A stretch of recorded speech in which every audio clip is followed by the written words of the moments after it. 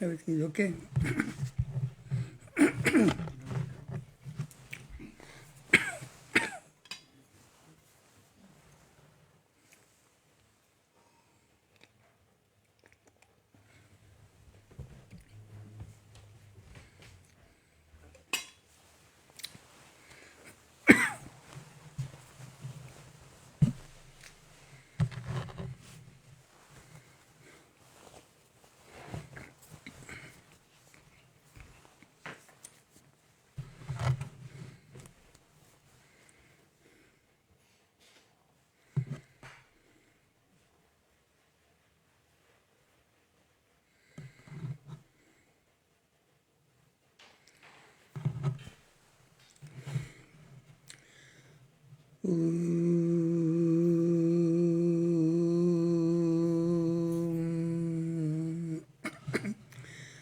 तब कथामृतं तप्त जीवनं कविभिरीडितं कल्मषापहं श्रवणमङ्गलं श्रीमदाततं भुवि गृह्णन्ति ये भूरिदा जनाः.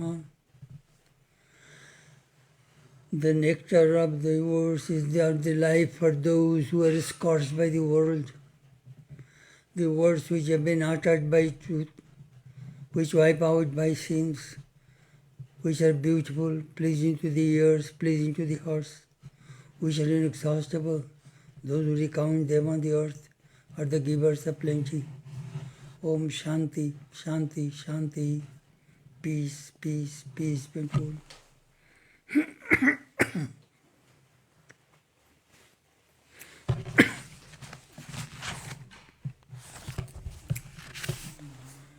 No, fine.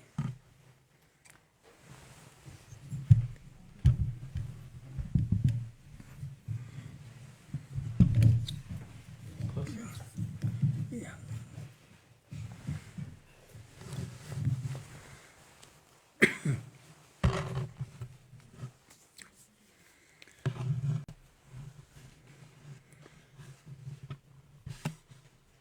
This evening our topic is Shastrogyo Sadhuder Sannidhya, in the company of the scholarly monks of the order.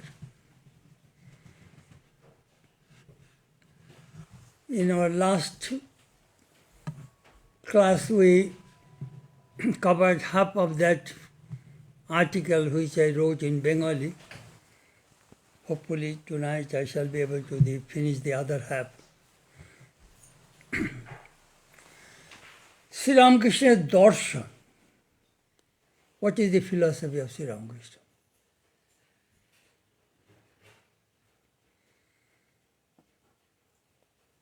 Very important question.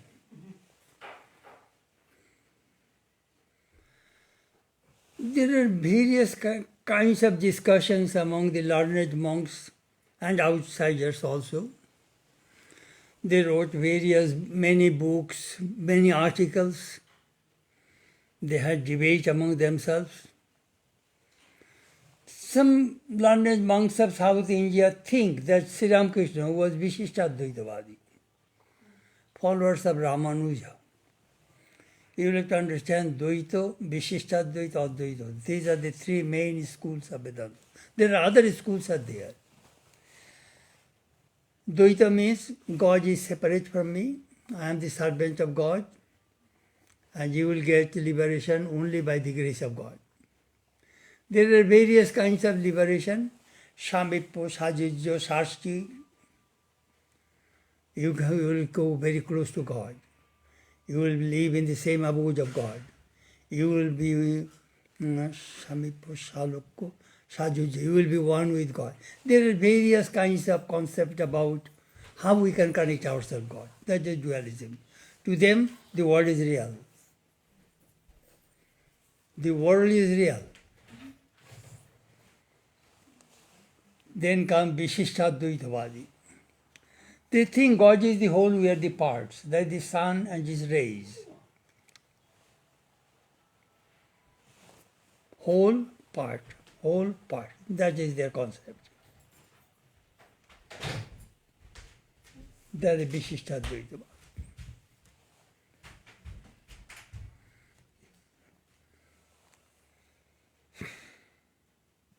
They also believe God is a form and this world is real. Then comes Advaitavad of Shankara. Says this world is not real, unreal. What is the definition of reality? The thing which exists in the past, present and future, that is real.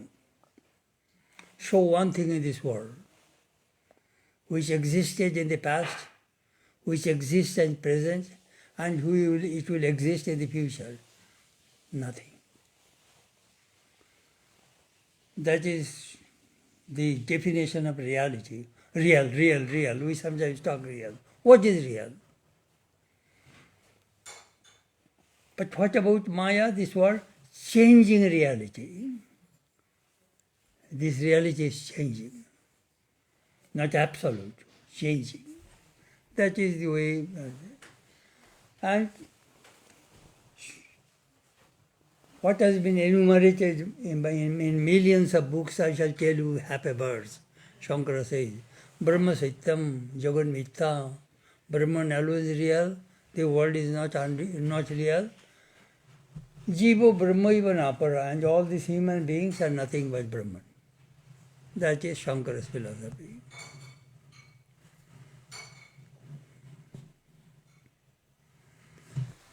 So they think that Sri Ramakrishna is Vishishtadvaitavadi, the mother, myself, he was separate.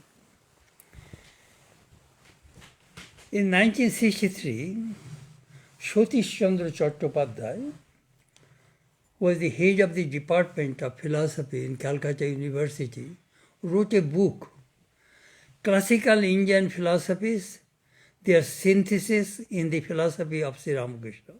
I have that book. In that book, he compared Sri Ramakrishna with Shankara.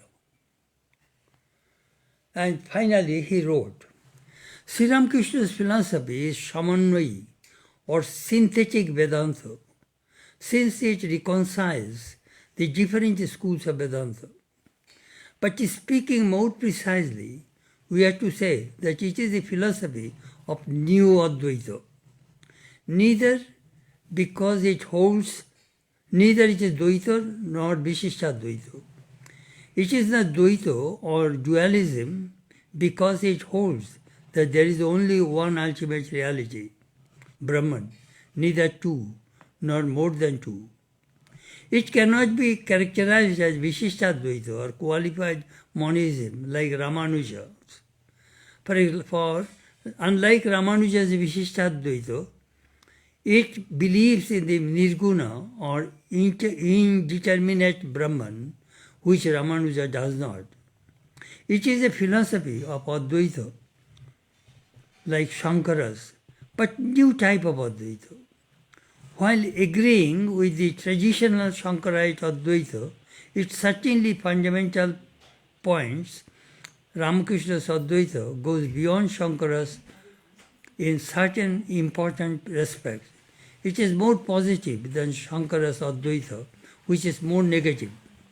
It is reconciled with Dvaita, Vishishtadvaita, Shakti Advaita, and Tantra, and other types of Advaita, while Shankara's Advaita cannot, from the transcendental standpoint, be reconciled with these.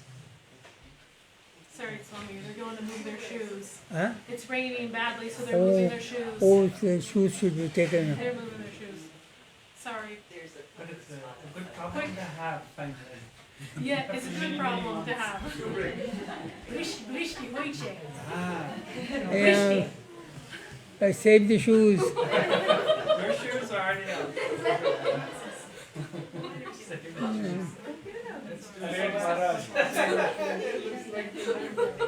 All shoes are in now.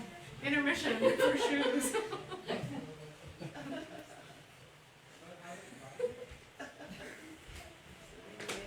Go, bring your shoes, save the shoes. Otherwise your feet will be weight. Yes. Because of that last week. 2 weeks ago. Yeah, people take it. No, please, not slides, no. Jaima, where is Advaita and where are the shoes?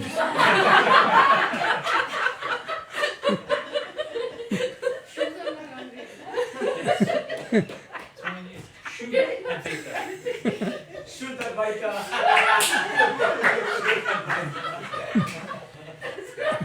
That's good. We're on way too much knowledge.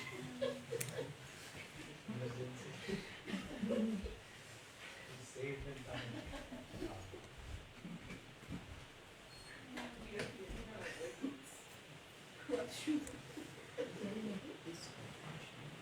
Come, sit. Did you get, your shoes are safe now. Okay. Now that is the way Satish Babu defined. You see, Swami Vivekananda told in Madras, dualism, qualified non-dualism, non-dualism. There is no contradictory, they are complementary. Then the Madras people said, but nobody has ever said that because it was waiting for me. He said, you take a picture of the sun in the morning, in noon, in the evening. Every hour you take a picture of the sun. All pictures will be different. But you are taking the picture of the same sun. So same truth has been revealed to different teachers, acharyas in a different way. That's all. Now Neo-Vedanta. That school, in 1960s, I remember, it was a big thing. Oh, Neo-Vedanta, Neo-Vedanta. But Ramakrishna Math did not care for it too much. He said, Shankara is enough for us, Advaita Vedanta. And Swami Gambhirananda wrote a review of that article, and it was published in September issue of 1964. Anyway, we respect Shankara and his philosophy.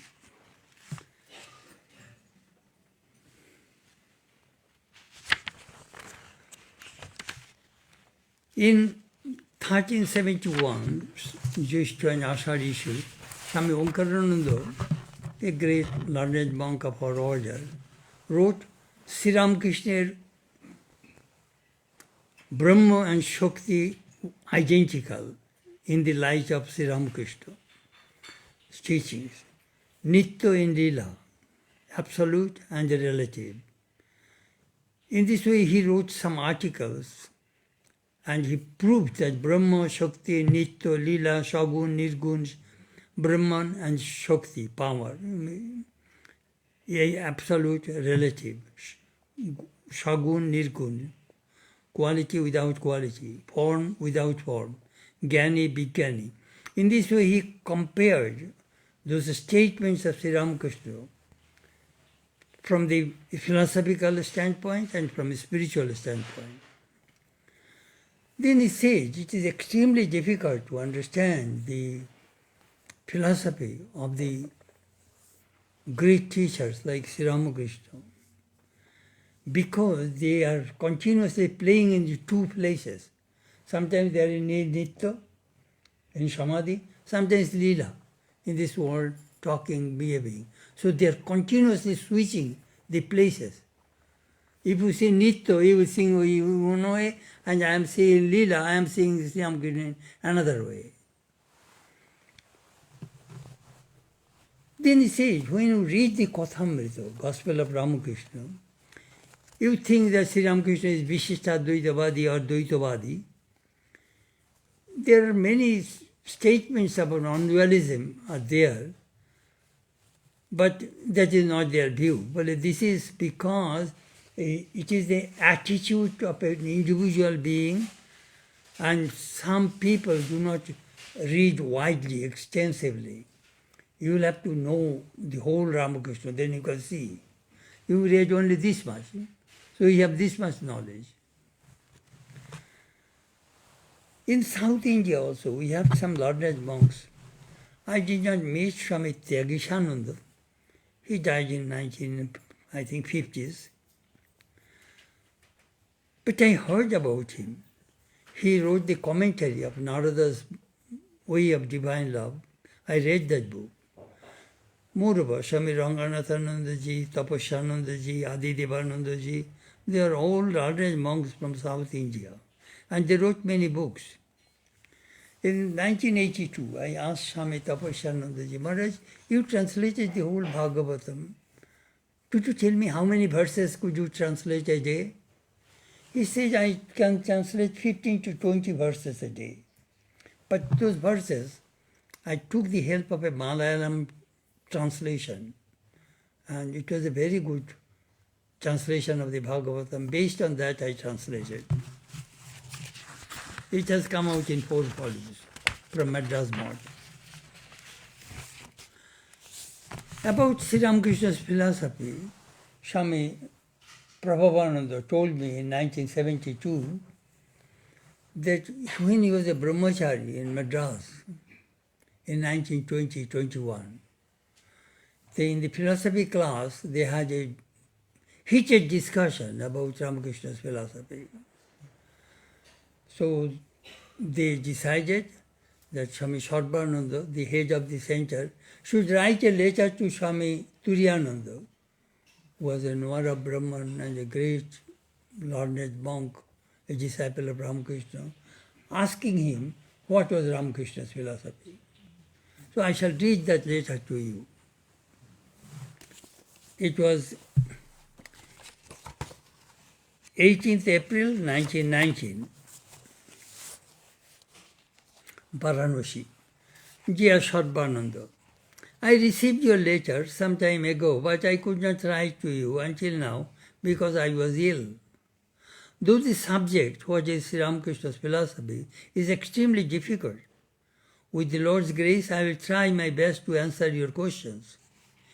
It is not so easy to speak about Ramakrishna's philosophy. It seems to me that to encourage the followers of all religions, he declared, as many faiths, so many paths. So he made this statement after he himself had practiced the disciplines of various religious paths and experienced that their paths lead to the same truth. The ultimate truth is one and non-dual. It is called by various names, Brahman, Paramatman, Bhagavan, God, and so on. Whoever has realized that truth has tried to express it according to his or her own temperament and understanding by giving it a particular name. But nobody has been able to express the whole truth. What he is, he is.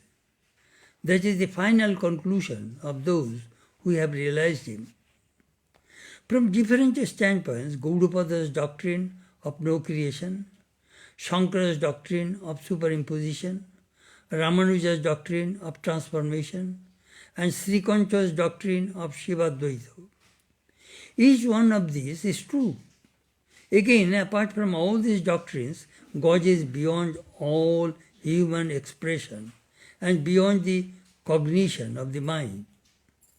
The founders of all these philosophical systems practiced austerities, and having received God's grace, they preached the various doctrines at His command. God is the subject from which these doctrines evolved, but He Himself is beyond them. The philosophy of Sri Ramakrishna is to express this truth. That is what I think Hanuman said to Rama.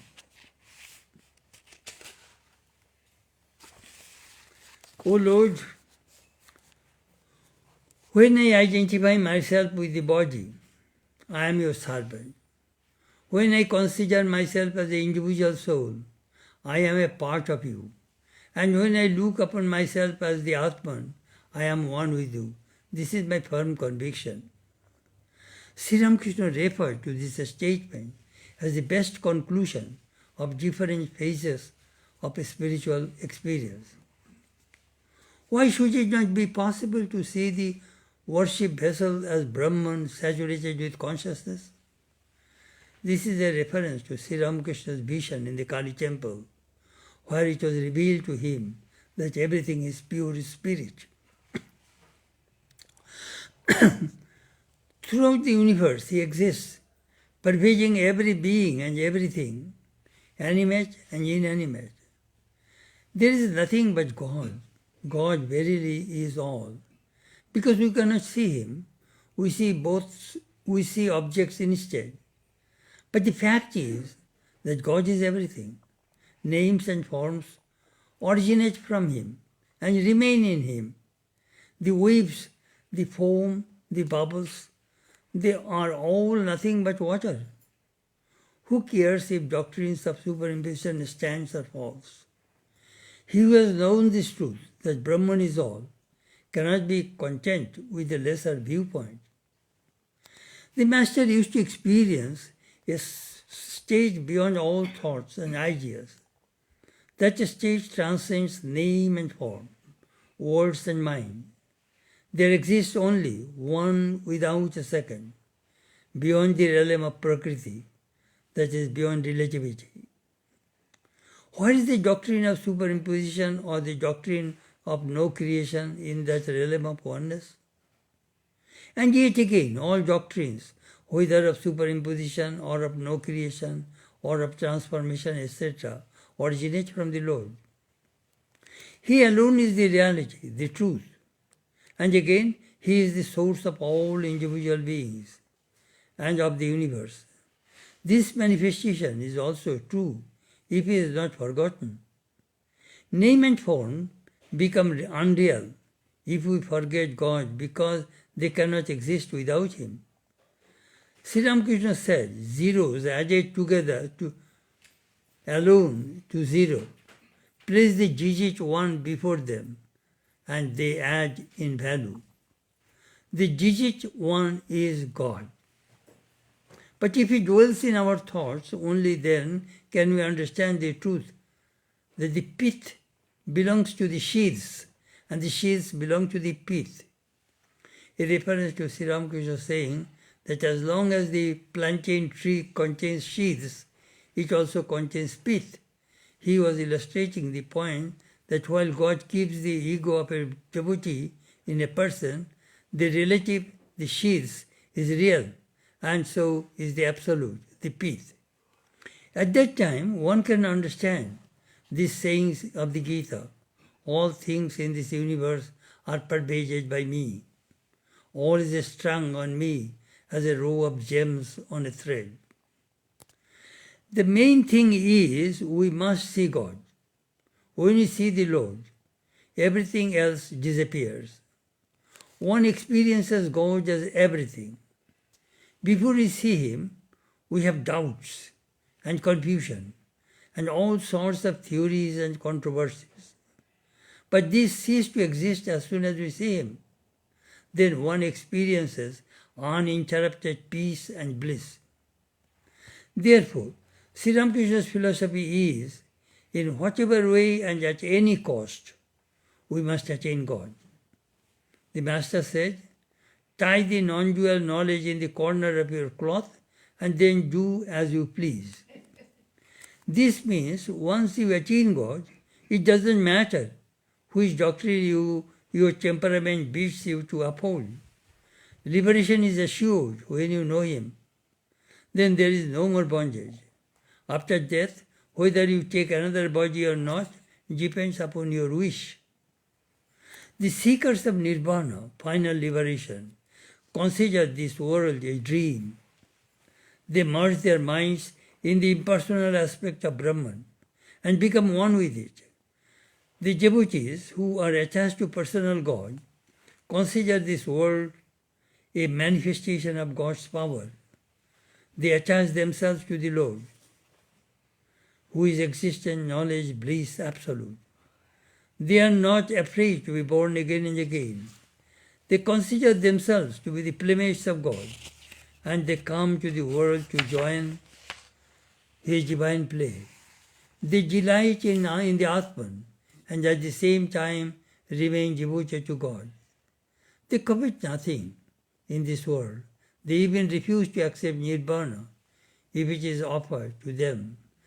That is enough today, Turiyananda. It is a very beautiful letter. Not only that, it is a great document of Ramakrishna's philosophy.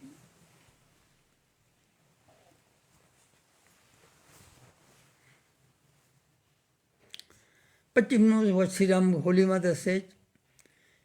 A monk wrote to Holy Mother that about that, shall we worship Sri Ramakrishna or not? Holy Mother said, my son, you are an Advaita, because Sri Ramakrishna was an Advaita. So from 1950 onward, I met many learned monks of the Ramakrishna order. I met Swami Madhavanandaji, who was a great scholar and sadhaka, illumined soul. Holy Mother told about him, he was a disciple of Holy Mother. এই জন্য হাতির দাঁত সোনা দিয়ে বাঁধানো। হাতি মানে, it is a ivory covered with gold. Ivory is very expensive. If that ivory is covered with gold, it becomes more expensive. That this person is real sadhu, and his sadhutva, his spirituality is covered with learning. So he is more precious. Extremely spiritual, extremely learned. That means ivory is covered with gold. That he made remark about Swami Madhavananda. I never met another Swami,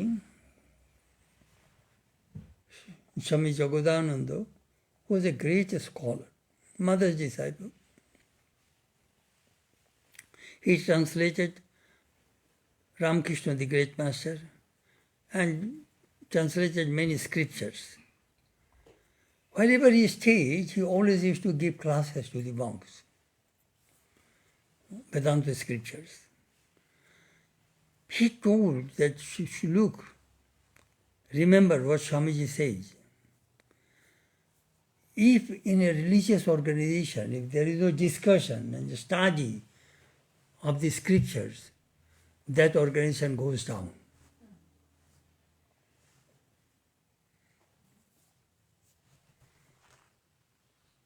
Only prasad, that charanamrita is not enough.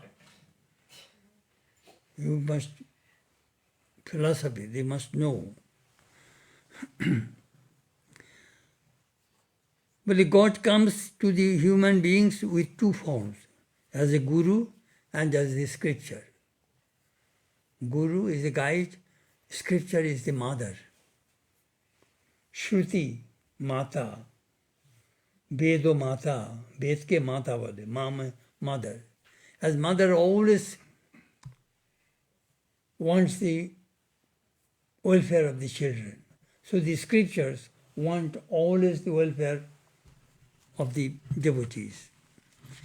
Without Shraddha and Vishwas, without faith, one cannot attain knowledge. Swami Bodhatmanandaji told me a story. He was in Vrindavan. And in the evening, Swami used to give a class, and the Swami used to meditate that time in his room.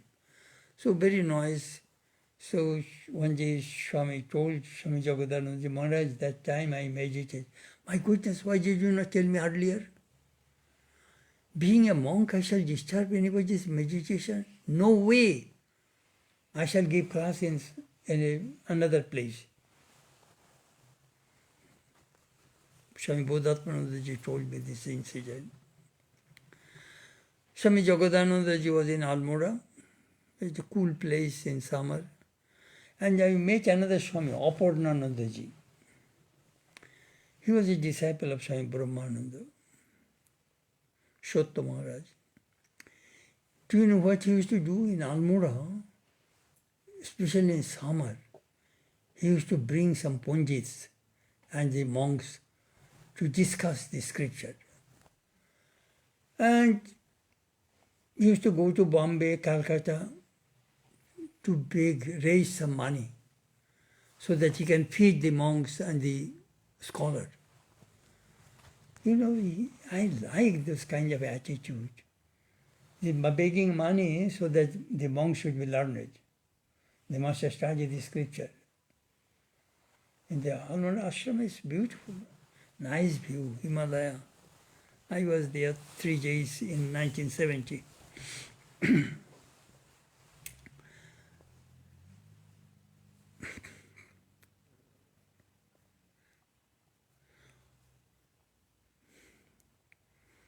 Swami Atmastanandaji, Sridharanandaji, Chandranandaji were studying under Jagadanandaji in Almora in 1951.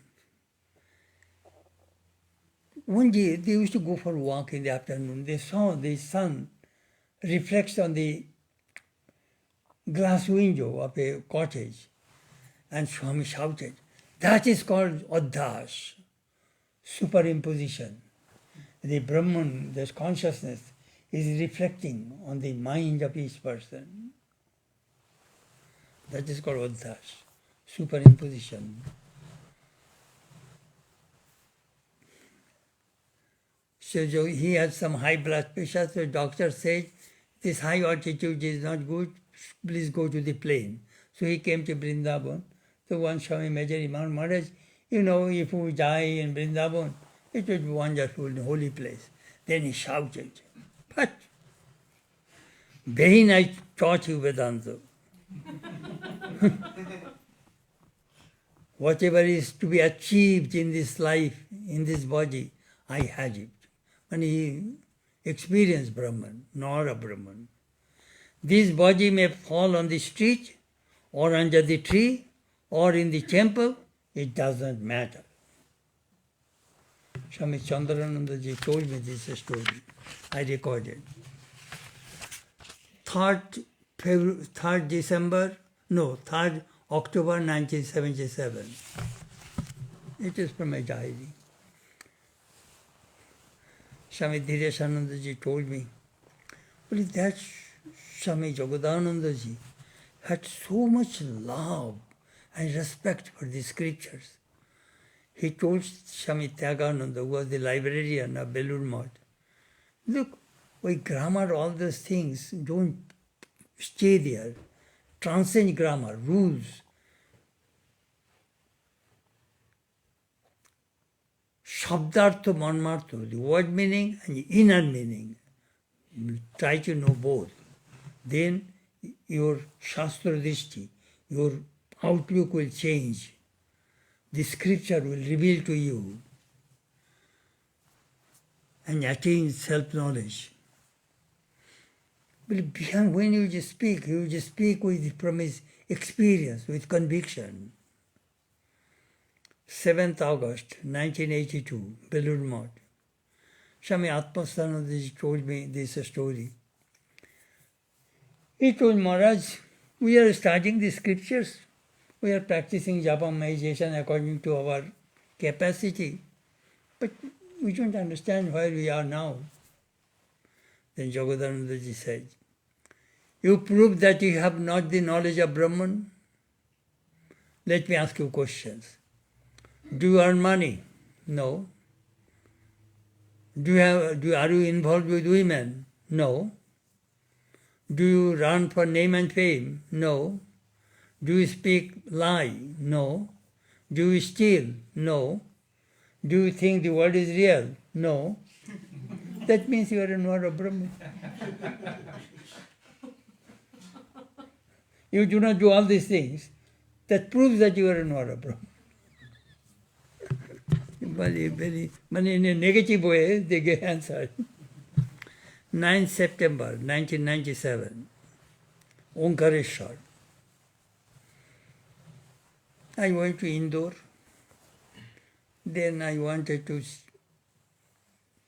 see that Narmada river and the Omkareshwar.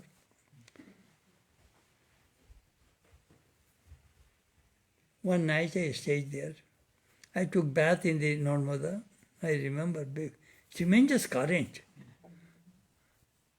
Then in the afternoon we crossed the river and going to the Markanjo Ashrama, a monastery.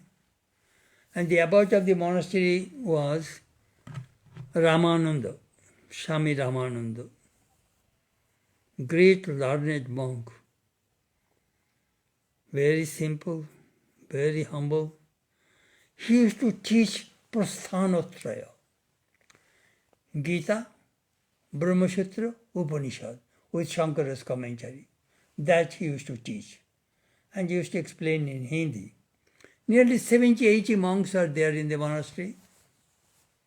And he used to give a discourse. Many people, even our Ramakrishna monks would go there to learn these three scriptures. If you when this conviction is necessary to know these three scriptures. Even many of our monks use the audio cassettes of the Swami.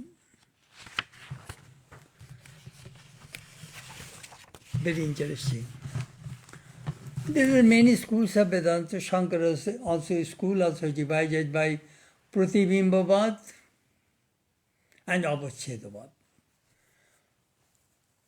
Pratibimbavad means reflection on the water. Here is the sun, it's reflected. Brahma is reflecting on your mind. That is called Pratibimbavad, reflection. And Avachedavad means here is a forest. Each tree is individual. See, each tree is occupying a space, This Brahman is just like whole space. You occupy a little space, she, me, all we are occupying a little space in the domain of Brahman, in the cosmic consciousness. That is called Avachedavad. So Padmapadacharya was the advocate of the Pratibimbavad and the Bhamatikar is the anyhow, which is what happens? Bimbo Pratibimbo. Your face and the reflection of your face on the mirror. So reflection is the Pratibimbo. Your face is the Bimbo. Bimbo, Pratibimbo. So he is telling a Jor Darpan. When you have a mirror, you need a face. Without getting face, you will not get any reflection. So that is called mirror.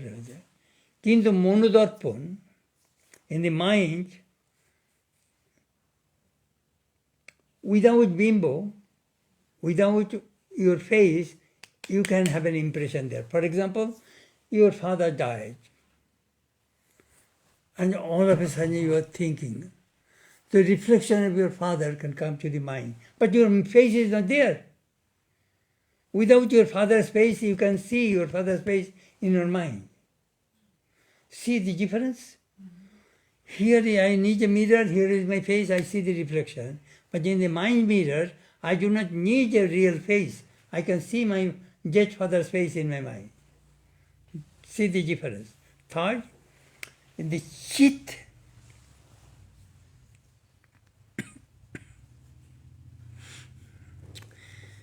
in the Chit Darpan, this consciousness, where the subject-object become one, that Atman knows itself and it knows what is around. Everything in one place it sees everything. I mean, if you are Nora Brahman, you know yourself, you know outside everything else. That is called Chit Darpan.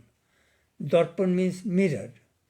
Consciousness, mirror, mind, mirror, regular outside, gross mirror. So he is comparing these three kinds of mirror, how it works. Very interesting subject. in this connection, he told a fantastic story. A famous artist, painter, going to Krishna and says, Lord, I want to make your picture. I want to paint your face. You want to paint my face? All right, paint. He says, careful,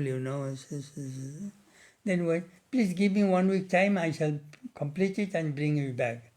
When he came with the picture, and Krishna was thinking, this stupid fellow wants to change my face. So when he came, Krishna changed his own face, He changed, God can change his form at any time. He changed his face. It doesn't go right. Are you happy? No, your face is not. I could not bring your face. There is a difference between your face and my painting. Give me another chance. Second time, same thing. Krishna was continuously changing his face. Third time also he failed. Then he decided. He was thinking, I am so famous. I generally paint all the kings, queens, and all distinguished people. And today I am embarrassed. I could not bring the face of Krishna. He was very disappointed. So he went to the forest and met a holy man. That holy man says, my goodness, you want to paint the face of Krishna? You will not be able to make it. I can tell you how to make a picture. So he went to his room and gave a mirror and covered it with a cloth. But you take these things and then you say, Lord, this time you go and say, Lord, this time I am 100% correct. You cannot, I shall not fail anymore. 3 times I failed. But just take this mirror and put in front of the Krishna and say, here is your face. You cannot change anymore. It is not I, my ego is gone. We see God by the grace of God. It is a fantastic story. Just pick a mirror and say, Lord, look how you look like. This is the way you look. You cannot change your face anymore. I am humble. That story says, I put that story there. Now, 3rd September 1982, Puri. I went to see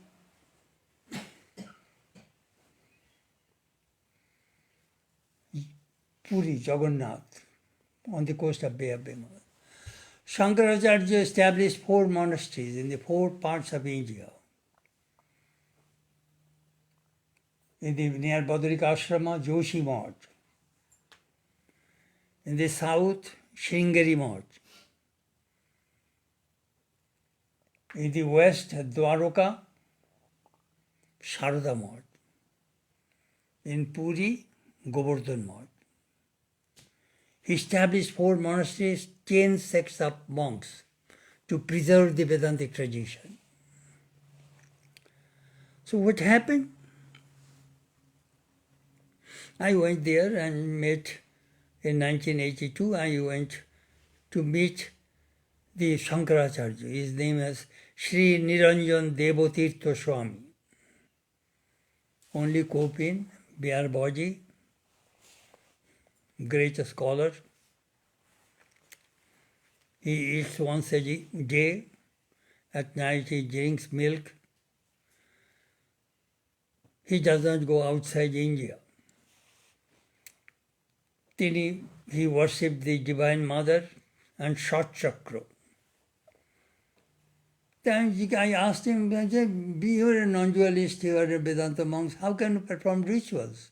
That is a dualistic method, a kushakushi puja. But you are a non-dualist. Then he said, he quoted from Panchadoshi, that one can, being a non-dualist, one can practice Nirgun Brahma Rupasana. One can worship the Nirgun Brahman. Then there is a verse in the Narahari Acharya Bodhashara. Dvaitam mohayo bodhat prapte bodhe monishya. Bhaktartam kolpitam dvaitam advaitadapi sundaram. Before you attain knowledge, the dualism creates confusion, more, deludes people. But after God's realization, after the knowledge of Brahman, this duality is very sweet and beautiful. At that time you are in the Leela stage. You play with Maya. Beautiful. In that connection he gave an example. I memorized that verse. Visheshare cha sudhiya golite upi bhede bhavena bhakti saitena samarchanara praneshare tu chaturja milite upi chitte vastranchare vyabhuito upi frikshaniyam. In India, when a girl is married, she is very shy, bashful. When she goes to her husband's home, she always keeps a veil. Why? Oh, even she cannot talk to her husband at daytime. Nighttime they will be together. So she loves to see her husband through the corner of through the small opening of the veil, and gives joy. But she knows very well, my husband and myself, we are one. So he says, the non-dualist, after realizing Brahman and establishing relationship, he wants to separate himself from God and worship. That is very sweet. Sri Ramakrishna says, I don't like to be sugar. I want to taste sugar. That is a song of Ram Prasad. Chini hote chai na ma, chini khete bhalobasi. Chini means sweet, sugar. I don't want to be sugar. I want to taste sugar. That he was talking about. After seeing Shankaracharya, I went to Gambhira, where Chaitanya used to live. That room is still there, nearly 600 years old.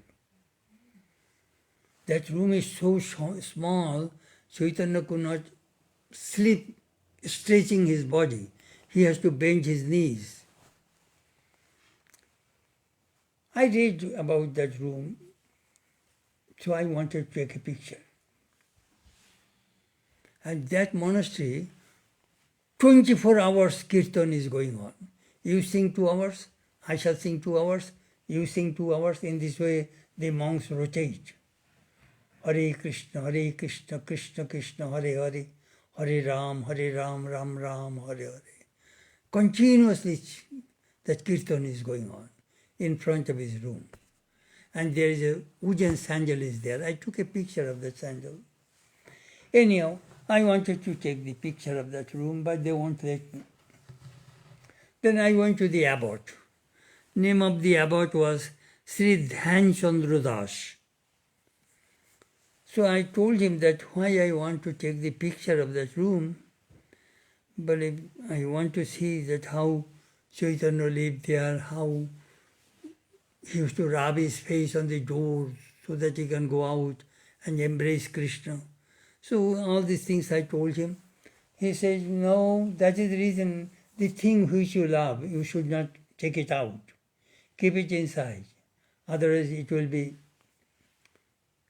be less important. Words killeth. The I love you. That means that love is gone. But real love, it is inexpressible. Like a sumptuous feast you give to a dumb person, you cannot express. But seeing the gesture and posture, you know that person enjoys your food or not. Same thing happens in God's realization. You cannot express. But seeing the expression, you can see that he was talking about. had a very wonderful time there, Puri.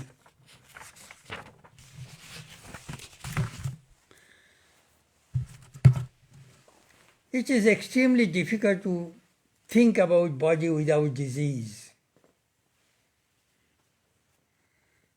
Disease, human body is not perfect.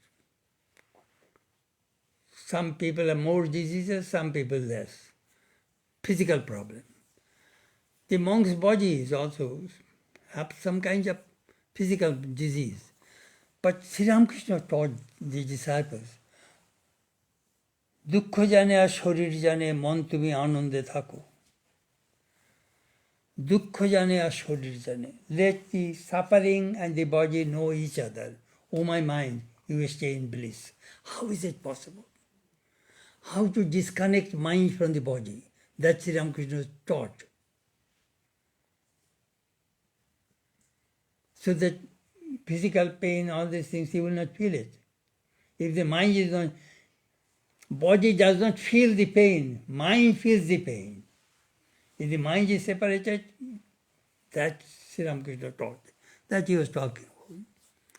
So Jivan Mukta Purush, the illumined soul, or Dehastha, though we have a body, but they are bodiless. They have no body consciousness.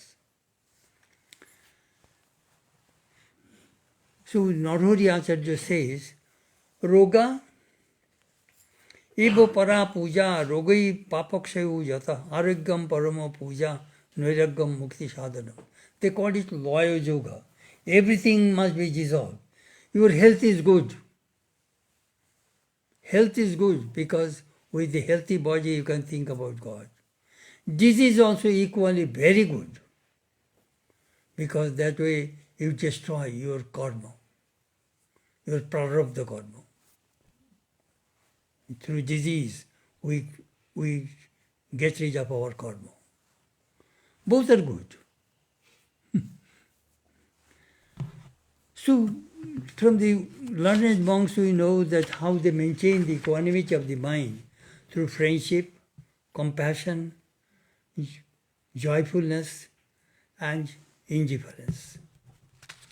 In the Brihadaranyaka Upanishad, 15 chapters, 11 section mentions these things. When the body is tormented with disease, that is a great austerity, tapasya. The person who thinks that it is the disease is going over the body, have nothing to do with the body, he attains the supreme. In 1972, I went to Boston to see Swami Gambhiranandaji, who was then General Secretary. He came to America to have a surgery of detached retina in the Boston, Massachusetts hospital. Swami Sarvagatanandaji, Boston Swami arranged it. So I went there and stayed a few days. And one brahmachari, Dhruva, was Maharaj's attendant. The Maharaj was lying down in bed and Dhruva used to read Gospel of Sri Ramakrishna to him. He had surgery, eye surgery, lying down in bed. And in the afternoon, he used to tell Kata Upanishad. He used to read and Swami would explain. He was a great Swami, scholar. So I learned that, when you have a disease or sickness, you are incapable, how to maintain the calmness of the mind. His body has pain, but his mind is not there. His mind is in the scripture. He is talking, listening to Sri Ramakrishna's words, or listening to the scriptures. How to withdraw, how to separate the mind from the body. That we learn from the monks. In 1978, March, I was transferred from Hollywood to St. Louis to help Swami Satprakashananda, was a disciple of Brahmananda. He met Swami Vivekananda in 1901 in Dhaka. He He was 12 years old. And he met mother and most of the Jari disciples he met. So I was his assistant for 1 year, 9 months, then he died. For a few years he was in bed. But I used to watch him. Every evening they used to play a tape recorder. So Khanjana Baba Bandhana Jagabandhana Bandhita the Rati came. He used to sit on his bed and he used to do this. He used to sing. Then I used to go to greet him. Maharaj, how are you today? Ah, I'm an old man. Then I used to tell him, Maharaj, Morahati lakh taka. Even a dead elephant is 1 million rupees. A live elephant is 1 million rupees. A dead elephant also is 1 million rupees. Why? Because ivory. There is a saying in our language, Mora hati lakh taka. Mora means dead, hati, elephant, lakh taka, 100,000. Then he will say, I shall not detain you. That means you can go. That is the way he used to say, Chetanananda, I shall not detain you. All right, Maharaj. That means that time he will repeat his mantra. Under his pillow, there is a box. In that box, he has the rosary. And that rosary Swami Brahmananda gave to him, his guru. So taking this rosary, he will, lying down in his bed, he will repeat the mantra. You know, if you see these old Swamis, their nishtha, steadfast devotion and love is worth seeing. If you do not live with them, you do not know. A lot of things to learn from these people. Just a few weeks before his death, one day he called me, Chetanananda, could you find out some passages from the scriptures where a Jivun Mukto, an illumined soul, departs from this body? So I collected from Brahma Sutra, from Upanishad, from Viveka Chudamani, Gita, some verses I wrote down and read to him. Then he died a few months.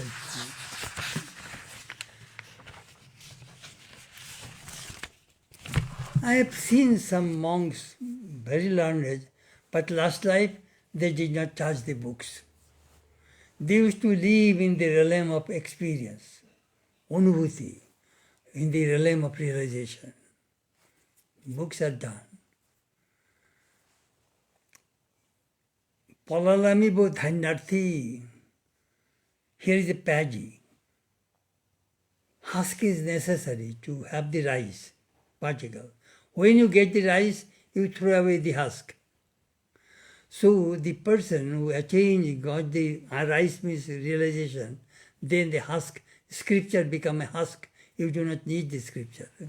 Gruntho, we gone. No more scripture. So look at Buddhirashanandaji used to repeat this song.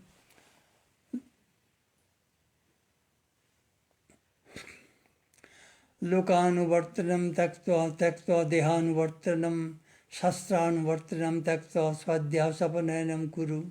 I also repeat this verse quite often. Lokanuvartanam taktva. Lok means namjas, name, fame. I don't want. Dehanuvartanam, body. We are so much attached to our bodies.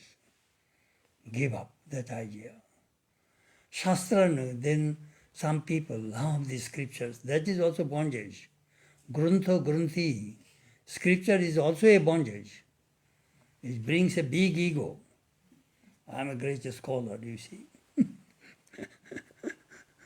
So give up all these things, Shraddha, dehypnotize yourself that you are the Atman.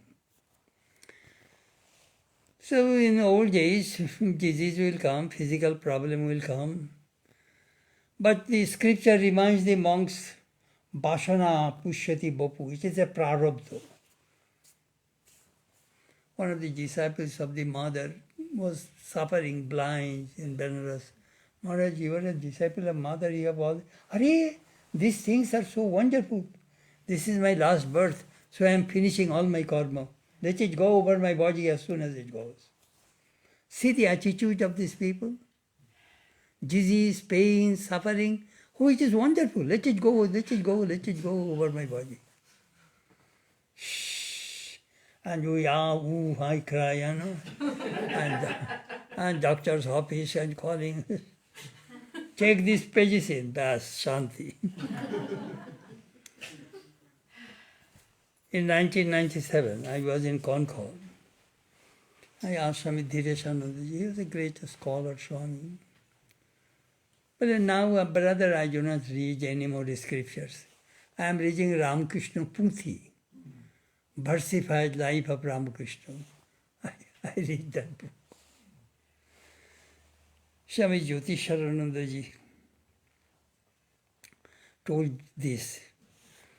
Swami Turyananda is in Banaras. So a monk from Belur Math went to Banaras and told Turyananda that our Pundit told us that Swamiji said that illumination is possible through practicing karma yoga.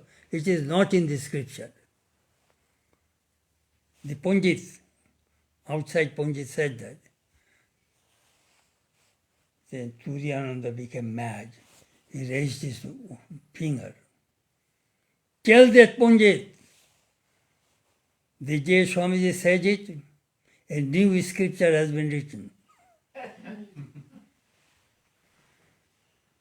The day Swamiji said that karma through action, unselfish action, one can be illumined. A new scripture has been created. Swami Madhavanandaji also, in his last life, Anubhuti, experience, they do not read anymore. He used to read a little Kathamrita, but in a different world, above the scripture. Swami Omkaranandaji was very fond of me. One day he told the devotee, if you tear my chest, you will see only Ramakrishna, nothing else. Just only Ramakrishna is there. Great scholar. They lived in the realm of Anubhuti, realm of experience. It is Master's great grace that I had the opportunity. I am really blessed that I came in contact with so many great Swamis. They are really learned, great monks.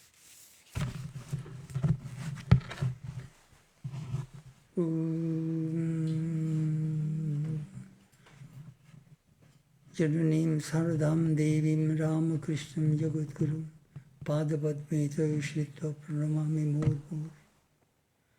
Jai Ma. Bas. In 2 sessions, I finished that article.